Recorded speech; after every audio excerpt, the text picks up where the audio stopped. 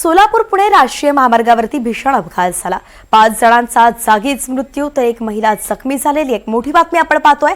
सोलापूर पुणे राष्ट्रीय महामार्गावरती मोहोळ जवळील देवडी पाटीजवळ हा अपघात झालाय। पनवेलवरून अक्कलकोटला देवदर्शनासाठी निघालेल्या भाविकांवरती काळानं घाला घातला। काल रात्री 11च्या सुमारास वाहन चालकाचा ताबा सुटला, त्यामुळे भरधाव कार रस्त्याच्या कडेला असणाऱ्या झाडावरती जोरदार आदळली आणि अपघात झाला।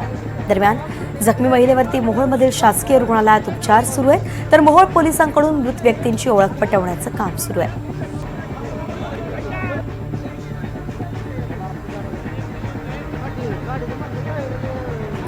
सौरभ वाघमारे आपले प्रतिनिधी आपल्यासोबत जोडले गेलेत। सौरभ, सध्याची काय ताजी अपडेट आहे? जे जखमी आहेत त्यांच्या प्रकृती संदर्भातली काय अपडेट? वैष्णवी, ही दुःखद घटना म्हणावं लागेल, कारण पनवेलहून अक्कलकोटला श्री स्वामी समर्थ महाराजांच्या दर्शनासाठी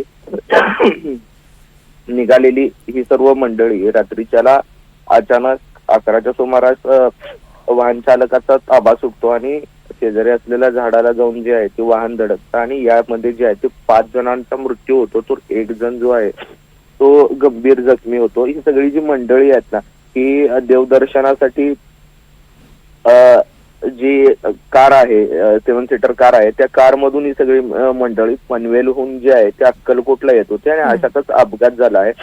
आणि यात 5 जणांचा मृत्यू झाला, तर एक जण जो आहे तो गंभीर जखमी असल्याचं समजतंय। वैष्णवी, धन्यवाद, अगदी सविस्तर अपडेट आपण दिलीत सौरभ।